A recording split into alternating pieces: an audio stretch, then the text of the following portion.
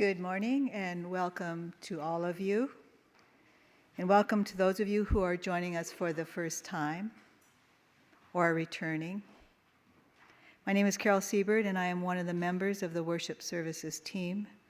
Our service will be led by Shawn Gauthier and our interim minister is Janet Pevnik. Please turn off and silence your phones.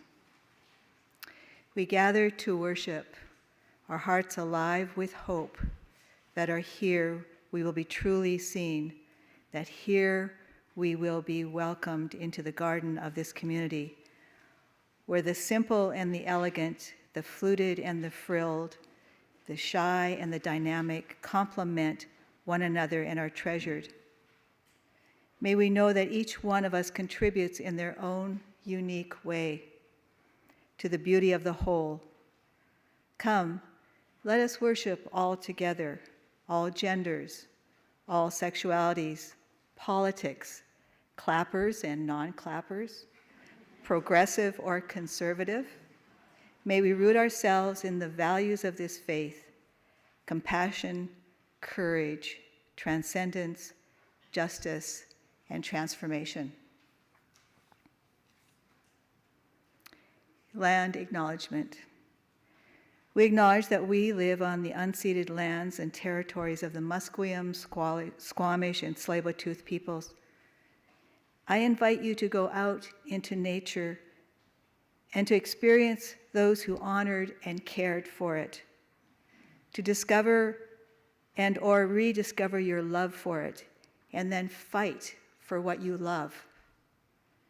As a visitor to this land and as a first-generation daughter of a settler farmer, I strive to deepen my own understanding of local Indigenous communities. I commit to upholding my responsibilities to land, community, and Mother Earth. I come with respect for this land that I live on and for the Indigenous people who cared for it. Also, I don't know whether you know about this, but the University of Alberta and the Faculty of Native Studies offer a 12-lesson online course for free for anybody here in Canada. It explores the different histories and contemporary perspectives of Indigenous people living in Canada.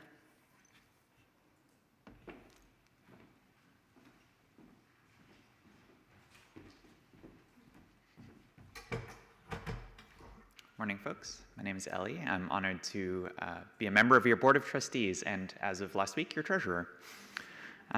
So I'm here today to tell everyone what's going on in the congregation. First off, we have a short video from our friends in the choir.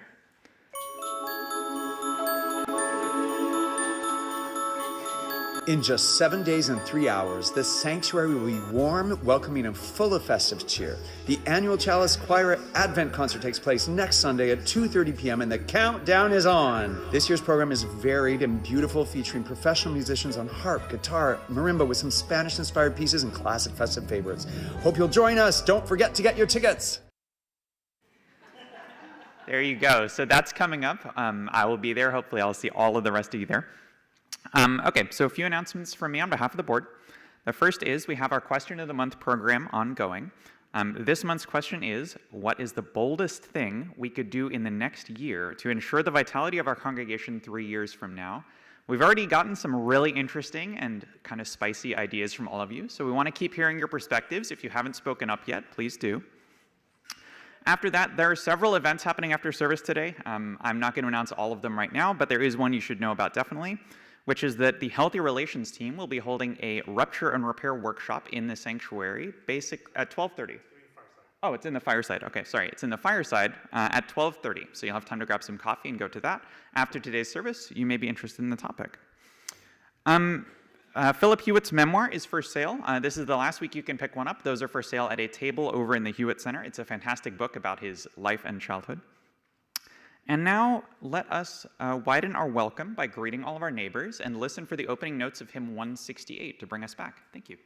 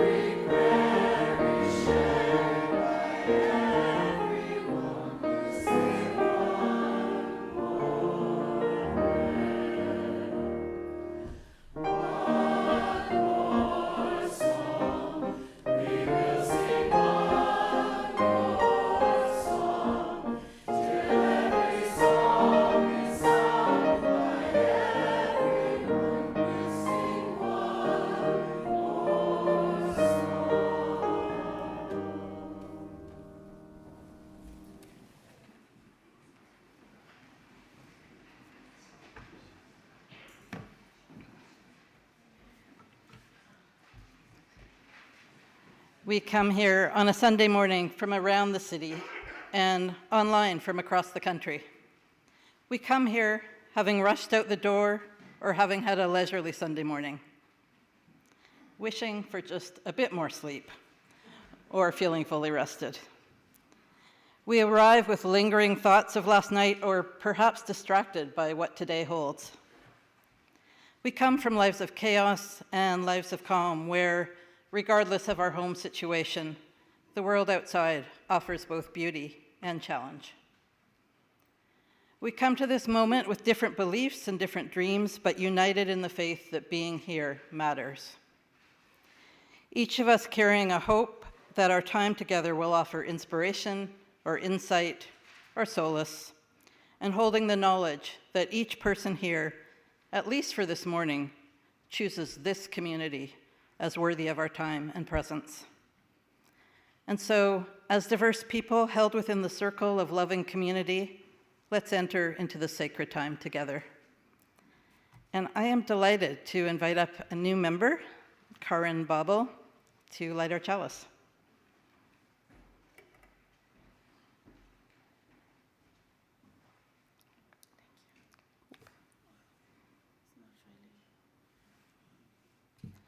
Giving her a challenge today.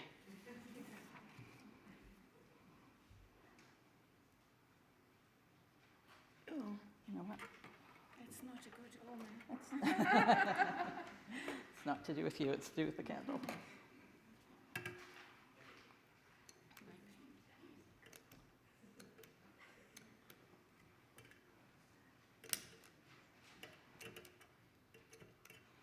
We'll get there.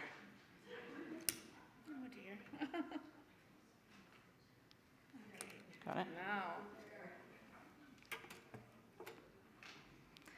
Together we light this chalice. Here, do you want to try this one? Together we try to light this chalice. I got it. In fairness, it was a new taper, so it was hard to get lit. Here we go. Well done. Together we light this chalice. Together we see its light. With kindness and in deep bonds of community, with love for the human family in all of its variety, with reverence before the world and its teeming web of life, may we care for our earthly home and for each other with courage, with love, and with justice. And now I'd like to invite those of you who are young in years and young at heart to meet me over here for a story.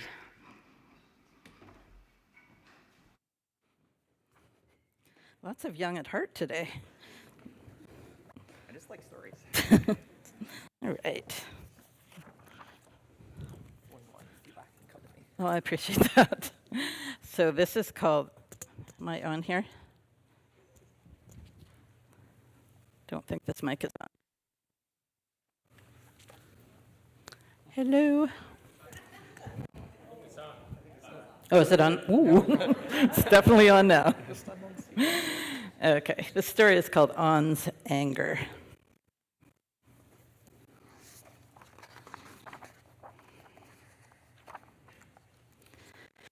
On was in the living room, building a tower. His grandfather was in the kitchen making dinner.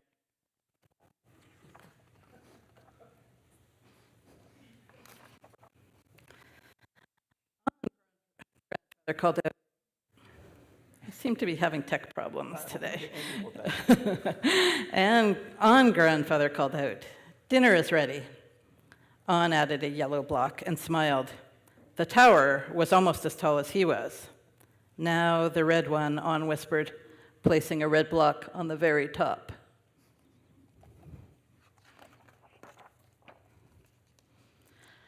Grandfather came in from the kitchen. "What a wonderful tower." "It's not done yet," On told him. "Come, sit down," grandfather said. "You can play more after we eat." He set the plates on the table and returned to On, who was balancing a green block on top of the red one. "Put your blocks down now," said grandfather. "Dinner is getting cold."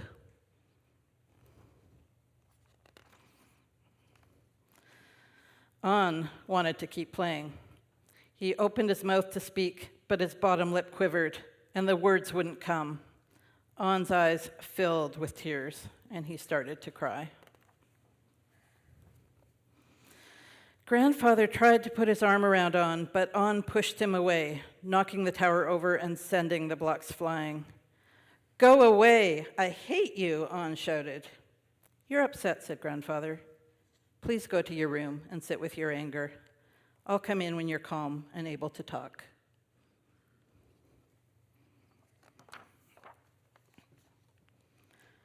On ran to his room and leapt onto his bed. His cries grew so strong, he could feel them all the way down in his belly.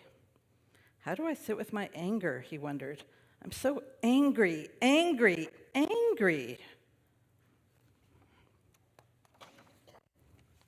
"Finally," said a voice, "I was hoping you would notice me." On lifted his head and came face to face with a hairy, red creature.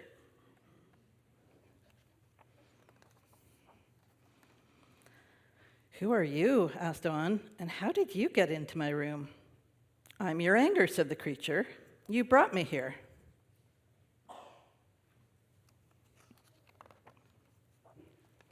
"My anger?" The anger nodded. "Did Grandfather see you come in? I'm not supposed to talk to strangers." "Don't worry, On. I'm not a stranger. I'm the part of you that comes out when things don't go your way. I'm right here every time you get angry. I know you feel scared when I'm around.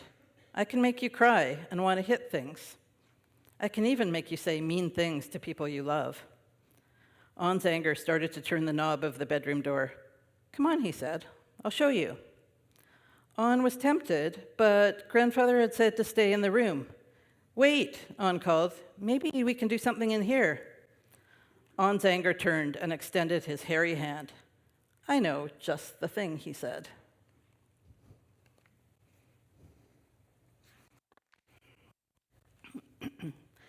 On took his anger's hand, and together they danced all around the room. They raised their arms overhead and spun wide circles. They used their breath to make sounds like a strong, howling wind. They got down on their knees and pounded the ground with their hands. It sounded like they were playing the drums on the earth, and On liked that. Finally, they were exhausted and ready to be still.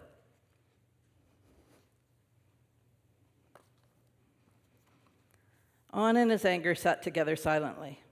They sat. They breathed in. They breathed out. On's looking calmer and calmer. I'm not sure about his anger, though. And they sat some more.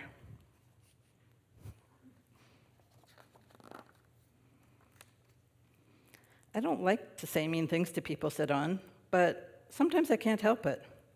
"I can help you," said his anger. "How can you help? I thought you were the one who was making me do these things in the first place." "That's true, but I'm also your friend.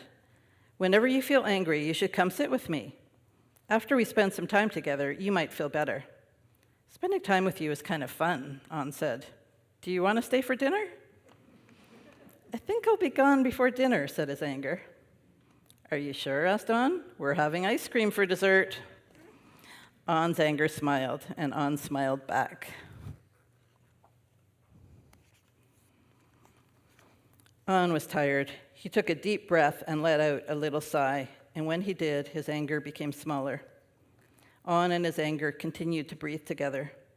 With each in-breath, On's anger got a little bit smaller, and with each out-breath, On felt a little better. On heard a gentle tapping on his bedroom door.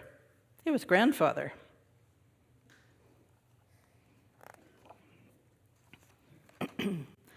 Grandfather and On sat together. "I'm sorry I didn't listen," said On. "I was really angry. I wanted to keep playing." Grandfather took On in his arms. "Thank you for your kind words," he said. "I sat with my anger like you asked," On said. "But we didn't just sit. We danced and played too. Do you want to meet him?" On looked up, but his anger was gone. "Grandfather," said On, "do you know what happened?" "I think I do," said Grandfather. "You took good care of your anger, and it went away." "That's right," said On. "How did you know?" When I was a little boy, I met with my anger too. Really? Was it because of blocks? No, laughed Grandfather. There were no blocks, just frogs, a lily pond, and a sun that wouldn't set. Come, let's eat dinner, and I'll tell you my story. And so On and his grandfather go and have dinner and tell each other stories. And that's the end of On's anger. For now, On's anger might come back. I'll pass it over to Kirsten.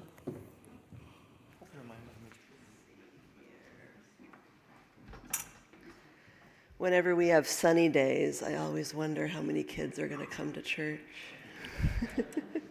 But I know our older kids are downstairs already in Our Whole Lives sexuality education class. And in case anyone comes late, we'll bring a little fire from our chalice over to the hall.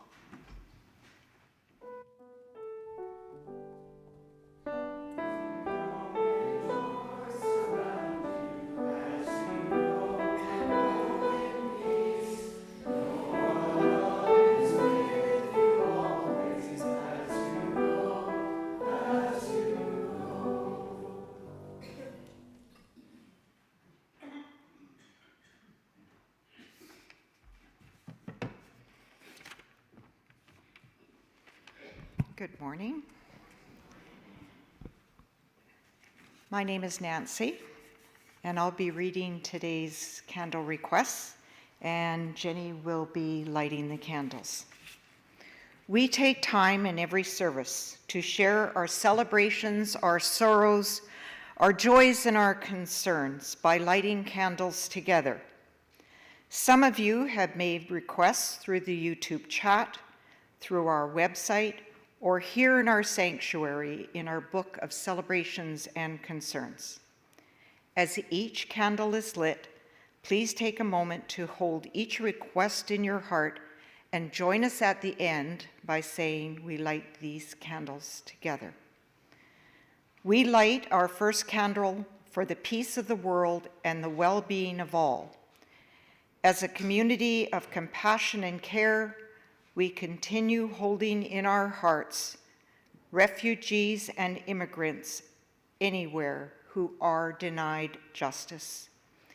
People of the world who are rising up to have their voices heard, and people everywhere whose lives are touched by violence and war, poverty, or hunger. May they be well. Thursday was Trans Day of Remembrance.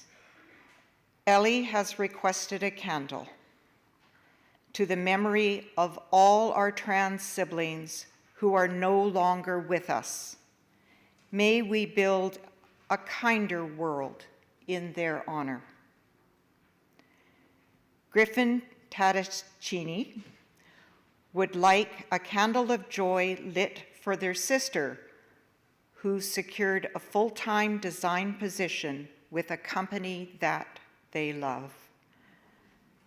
And a second candle for the Vancouver Whitecaps, who beat the Los Angeles team last night to secure a spot in the Western Final. Go Caps! We light the final candle for ourselves, for our unspoken joys and sorrows. Please join us in saying, "We light these candles together."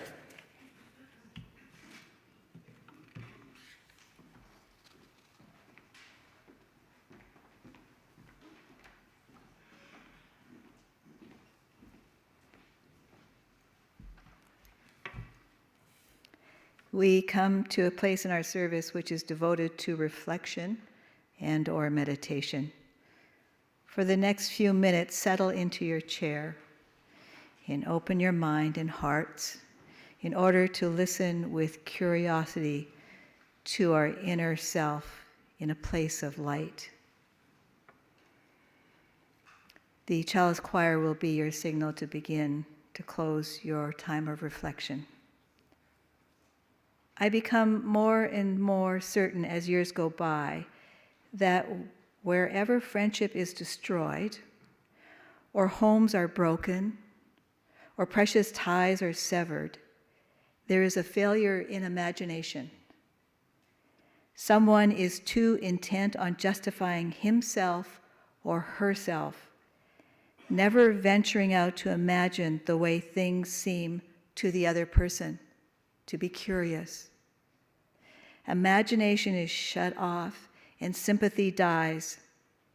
If we know what it is that makes other people speak and act as the way they do, if we know it vividly by carefully imagining all that may lie behind it, we might not quarrel.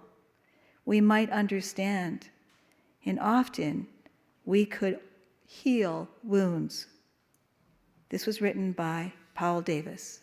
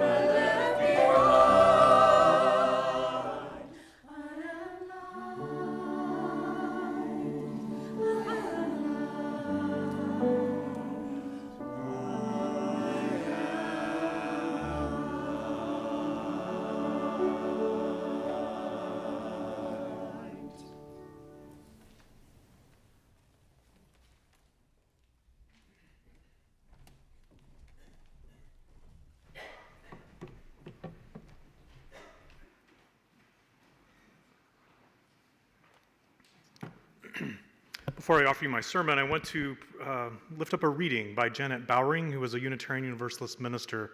She served the congregation where I did my internship. It is called "The Congregation is People." A congregation is people. It is not a body of belief, a set of principles, or an impressive structure of stone, wood, and glass. A congregation has roots in the past, no matter how recently it was organized. A congregation represents a long procession of people willing to work with others towards shared goals, worship with others of similar belief, and hold in honor the wise and courageous people who have gone before them. The people who constitute a congregation come with their needs as well as their gifts. To the extent that they share their concerns and vulnerabilities and become sensitive to those of others, they will become part of a beloved community. A congregation consists of people who are not too sure they are right, who are willing to be somewhat uncomfortable in order to correct what they see as wrong. It is made up of people who order their priorities and choose their way with a generous spirit and often considerable rhetoric.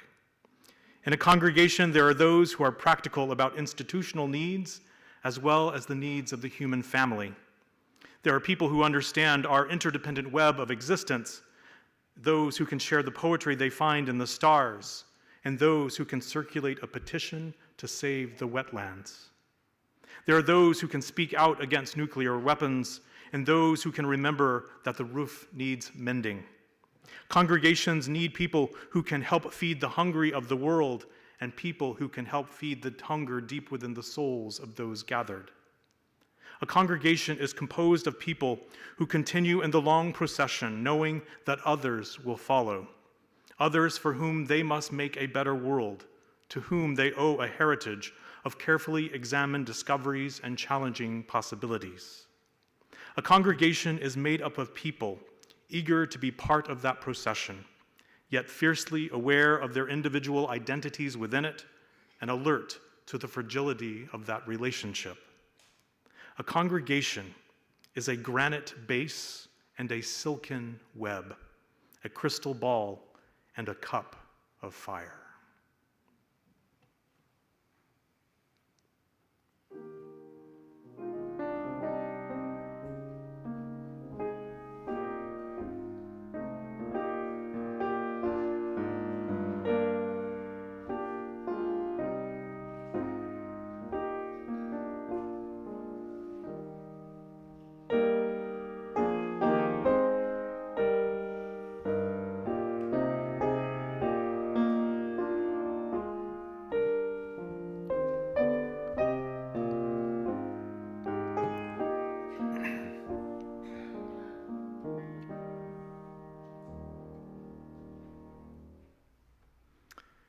It all started with suitcases. 35 years ago, on a train bound for Venice, an Italian woman boarded the train in Florence, gave a quick buongiorno to those of us seated in our small compartment, and then proceeded to move right in with the largest suitcases I have ever seen. As soon as she entered, she stepped to the window and lowered the pane, and in a complicated ballet with her family standing out on the platform, began to shuttle boxes and bags and baskets onto the train. She soon called for all hands on deck. The two staid British gentlemen in our compartment and I were drafted into the effort as we were handed incoming items and directed to stuff them in the overhead racks or stack them on the empty seats.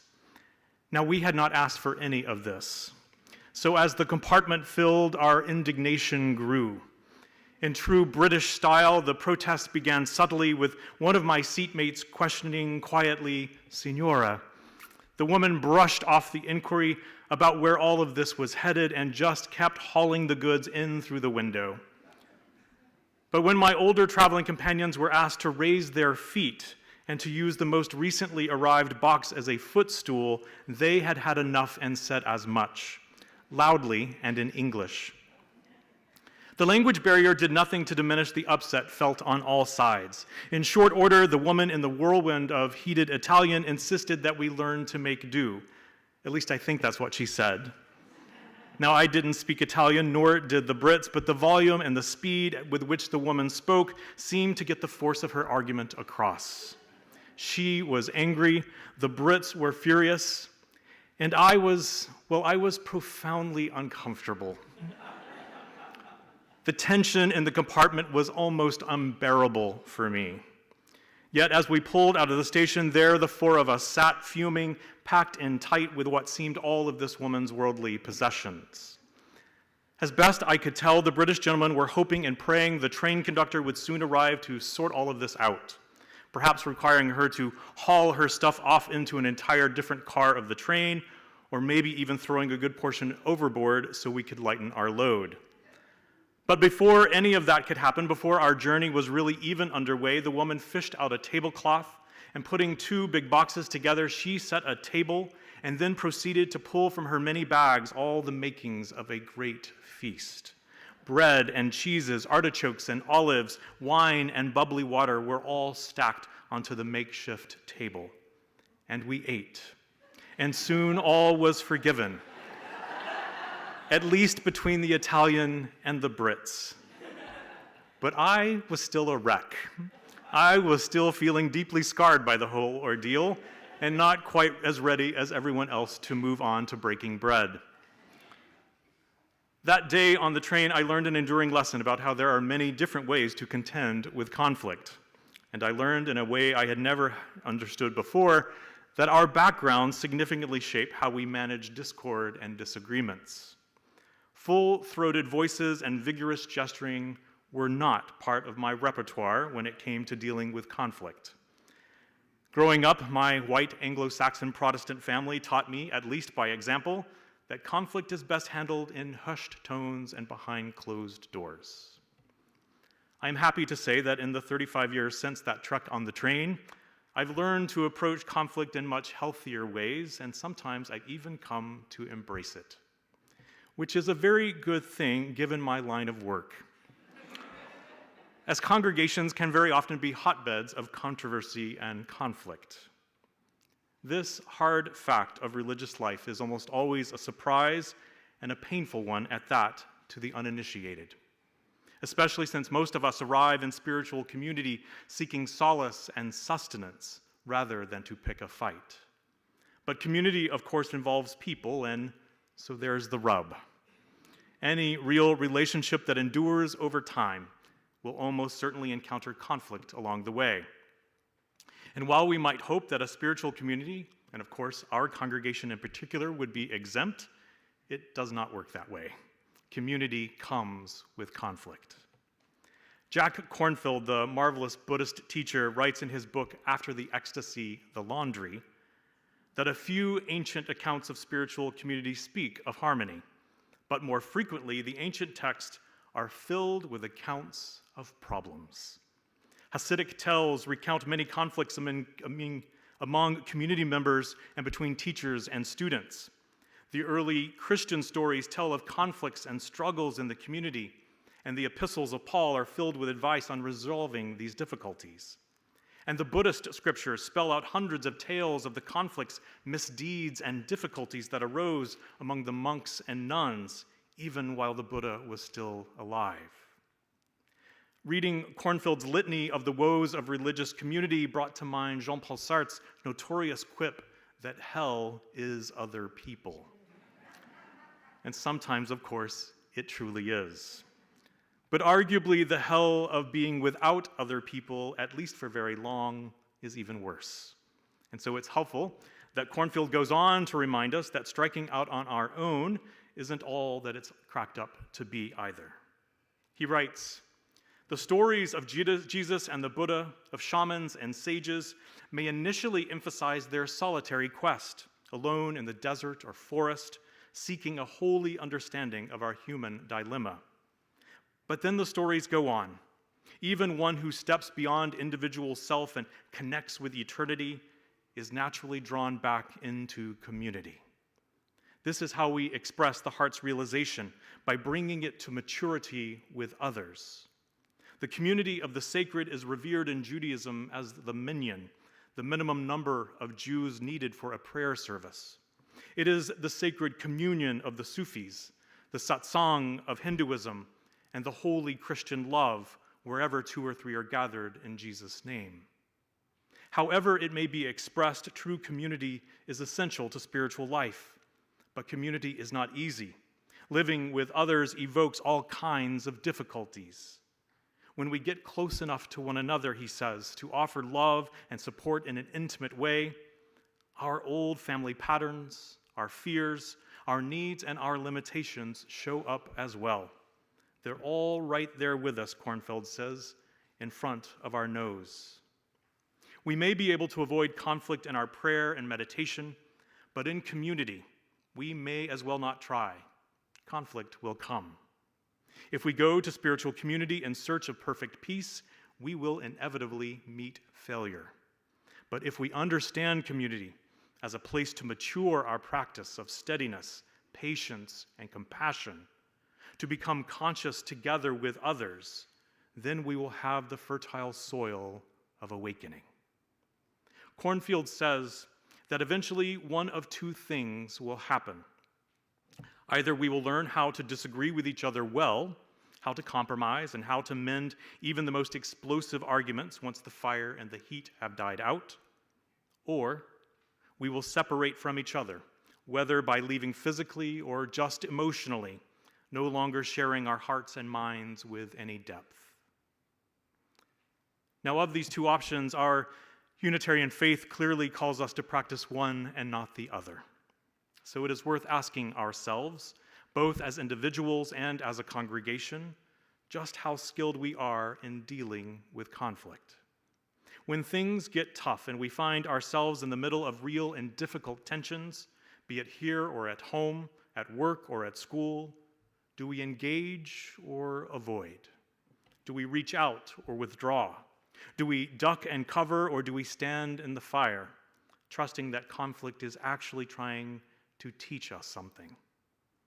Do we recognize that conflict very often comes with a gift if we are willing to pay close attention to the deeper concerns behind all the words, the emotion, and the passion? Now, I do know how outlandish this may sound, that there could be a gift in conflict, a missing piece of the puzzle. It's personally been a hard lesson for me to learn, but it is something I now have repeatedly discovered to be true. Conflict arises when our values, our identity, and our sense of self are thrown into turmoil. It crops up in relationships when there are competing visions of how the world should work, of how a congregation should operate, or how the chores around the house should get done. And in its wake, we are left to sort out what matters and what is truly worth fighting for.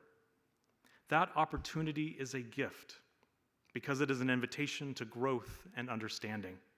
And the same holds true in our relationship with ourselves. When conflict appears in the human heart, when we wrestle with the distance between the ideals that we profess and the lives that we actually lead, and then are challenged by the call to live life with more integrity. For whenever conflict comes, we are being presented with an opportunity to clarify and commit to the values that we hold most dear. That is why conflict is so valuable and should not be squandered.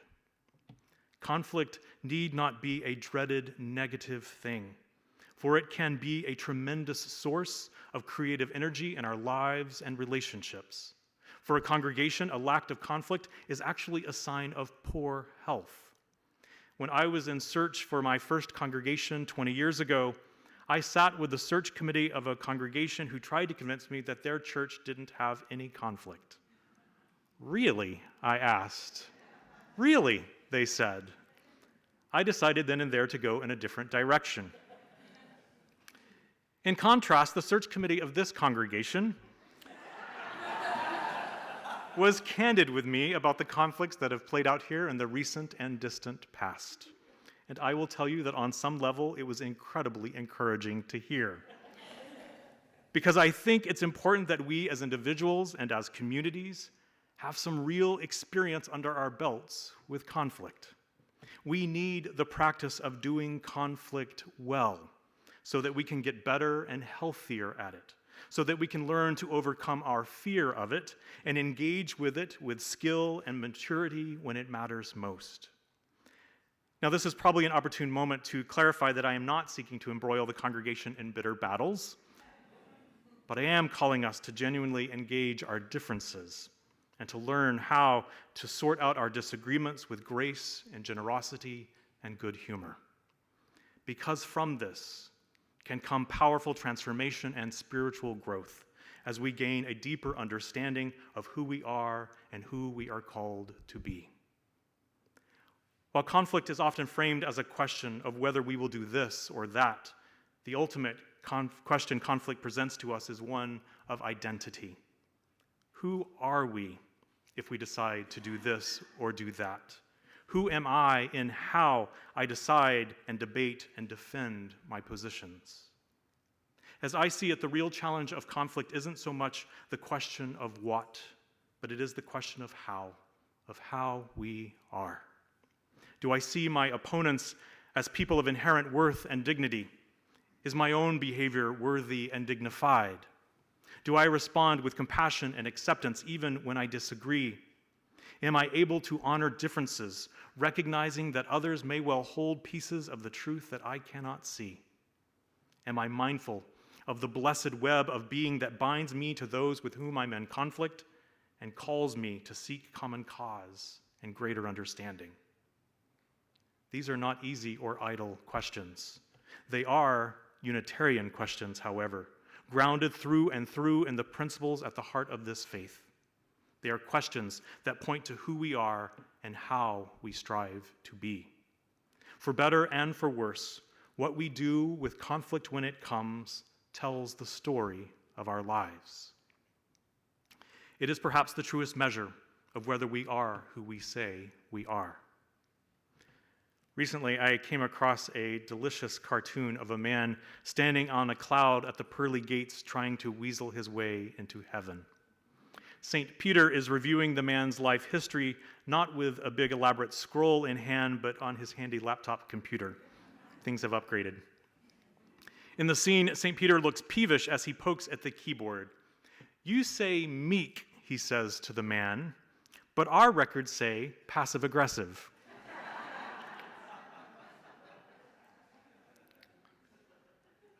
Because it is all that we really have to show for ourselves in the end, let us be true to our deepest values.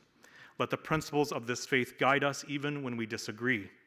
And because it has life-giving lessons to teach, let conflict come.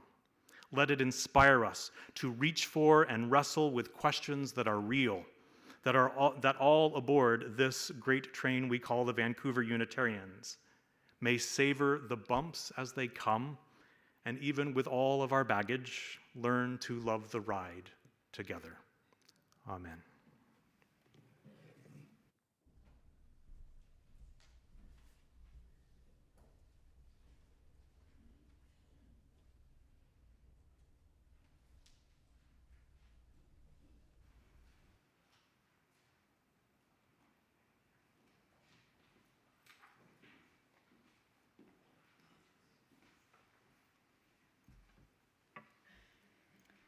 We will now collect an offering to support the work of this congregation.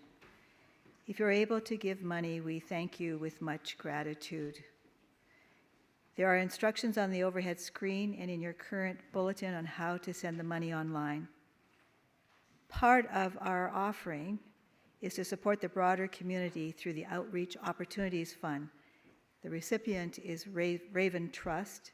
They are a registered charity that works to support Indigenous people and people who are upholding their right to be in court. You will find an extensive write-up about Raven Trust in your bulletin. So ushers, please come forward to begin to collect the offering. I think I'm going to stand over here. No, you're supposed to be there. No, I'm going to. No. I'm going over here.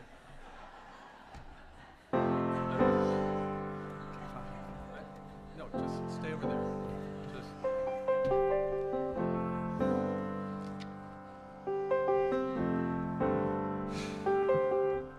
Talking left, talking right, talking far into the night, splitting hair, splitting up, spitting off. Less and more, rich and poor, what to address, what to ignore. What are we really fighting for? Persuade, coerce, Convene, disperse, accept or curse, deny, confess, condemn or bless. Who lives? who dies, My truth. your lies.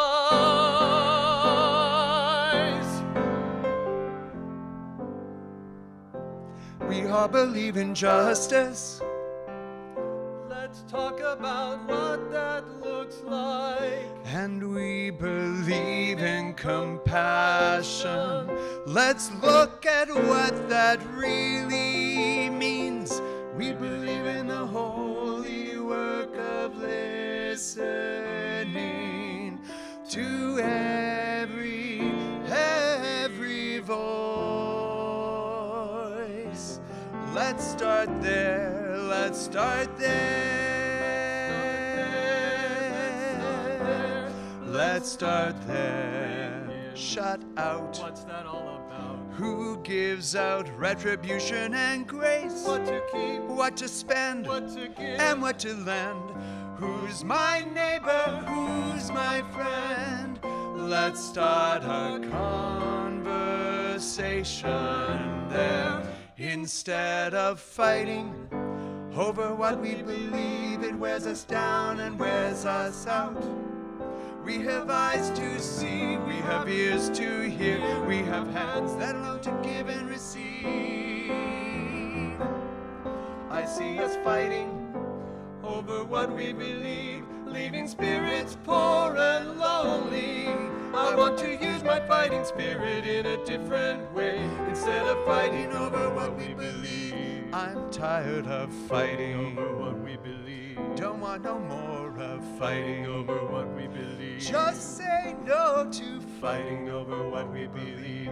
Nothing good can come of fighting over what we believe. Divide, unite, exclude, invite, day, night, wrong, right, no end in sight. We all believe in justice.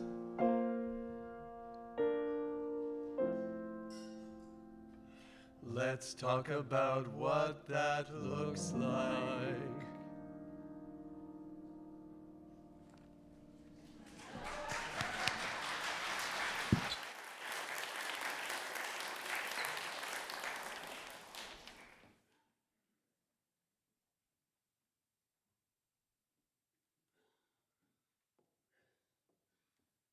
So please join me in saying the gratitude haiku, and the words should be on the screen. We give from our hearts, grateful to share and receive. Hope blooms from kindness. And we will now sing the closing hymn, which would be number 126.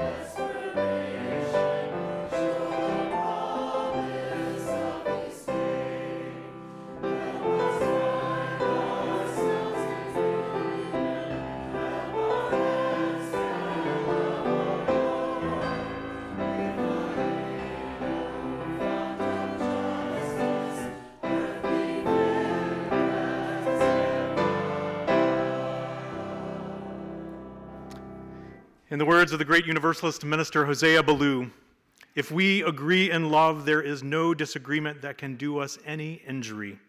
But if we do not, no other agreement can do us any good.